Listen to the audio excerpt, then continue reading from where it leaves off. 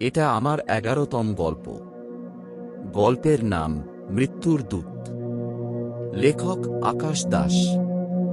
এই গল্পের ঘটনাটি হাওড়া জেলার এক প্রসিদ্ধ অঞ্চল আব্দুলের একটি ছোট্ট গ্রাম পূর্বপাড়ার। গ্রামটি খুব শান্ত ও নিরিবিলি। চারদিকে পুরনো বনেদি বাড়ি, সরু মেঠো পথ। দিনের বেলায় খুব জল জমাটি মনে হলেও রাতে যেন অদ্ভুত এক নীরবতা নেমে আসে। এই পাড়াতেই থাকতেন ডক্টর কৌশিক নস্কর, আমার স্কুল জীবনের বন্ধু ও পেশায় একজন চিকিৎসক। খুব বাস্তববাদী মানুষ।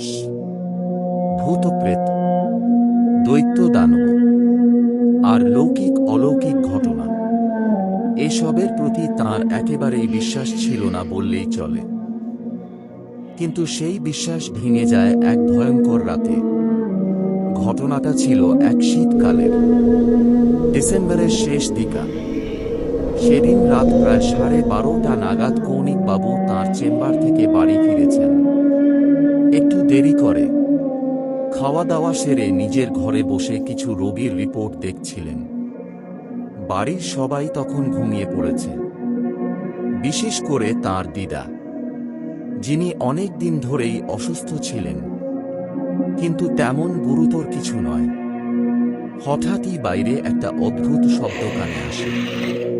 মনে হলো যেন কেউ ধীরে ধীরে বাড়ির সামনে দিয়ে হেঁটে যাচ্ছে। শব্দটা ছিল অস্বাভাবিক ভারী, যেন মাটিতে টেনে টেনে পা ফেলা হচ্ছে। নো পথ। প্রথমে তিনি গুরুত্ব দেননি, ভাবলেন হয়তো কোনো চারি রি, কিন্তু কিছুক্ষণ পর আবার সেই শব্দ। এইবার তিনি উঠে দাঁড়িয়ে জানলার দিকে এগোলেন।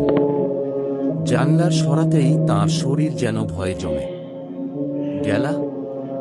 রাস্তার ঠিক মাঝখানে দাঁড়িয়ে আছে একটা লম্বা কালো ছায়ামূর্তি, যার উচ্চতা হবে প্রায় 8 ফুটের কাছাকাছি। মানুষের মতো হলেও কিন্তু ঠিক মানুষ নয়। তার শরীর কেমন যেন অস্পষ্ট ধোঁয়ার মতো।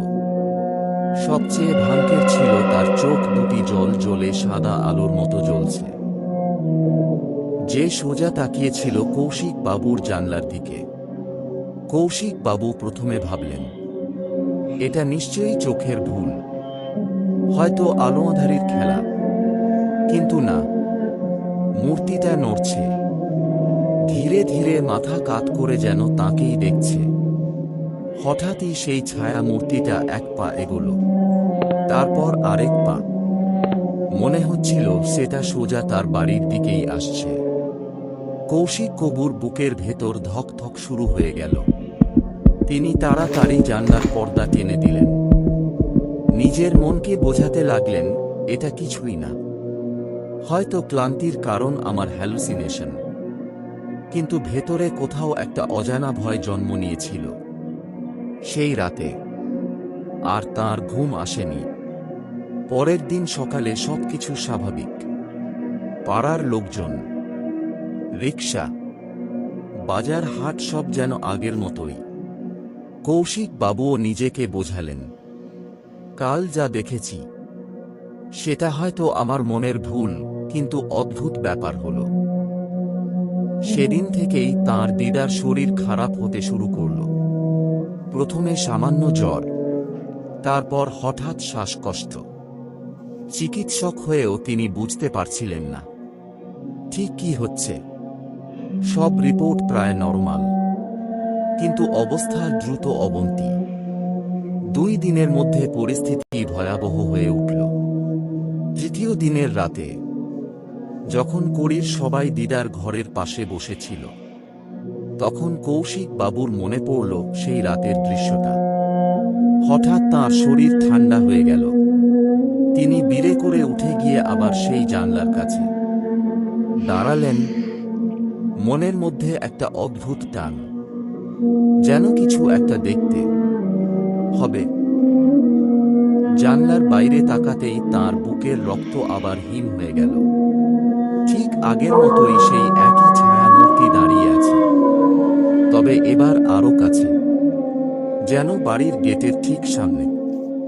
এবার তার চোখ দুটো আরো বেশি উজ্জ্বল, আর সে ধীরে ধীরে হাত তুলল, সরাসরি বাড়ির দিকে ইশারা করে। ঠিক সেই মুহূর্তেই ভেতর থেকে কান্নার আওয়াজ ভেসে এল। কৌনিকা দিদা, দিদা আর নেয়া, দিদা আর নেই। সবকিছু যেন থেমে গেল। তিনি আর বাইরে অকাতে পারলেন না। দৌড়ে ভেতরে গিয়ে দেখলেন তার দিদা চির দিনের মতো চোখ বুজে ফেলেছেন।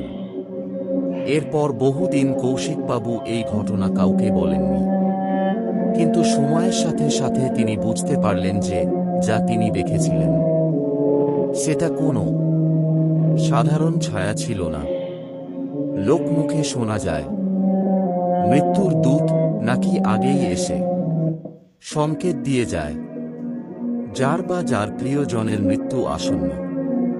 কৌশিক বাবু আজও সেটা বিশ্বাস করেন না অন্ধভাবে, কিন্তু একটা কথা তিনি আর কখনো অস্বীকার করেন না, সেই রাতে তিনি যা দেখেছিলেন সেটা মানুষ ছিল না, সেটা ছিল মৃত্যুর আগমনের পূর্ব সংকেত বা মৃত্যুর দূত। গল্পটা শুনে পাঠকদের কাছে একটা প্রশ্ন থেকেই গেল যে আদৌ কি মৃত্যুর আগে তার দূত দেখা দেয়, নাকি পুরোটাই মানুষের মনের ভ্রম?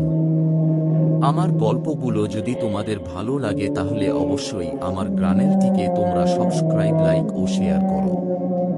সকলকে অনেক অনেক ধন্যবাদ।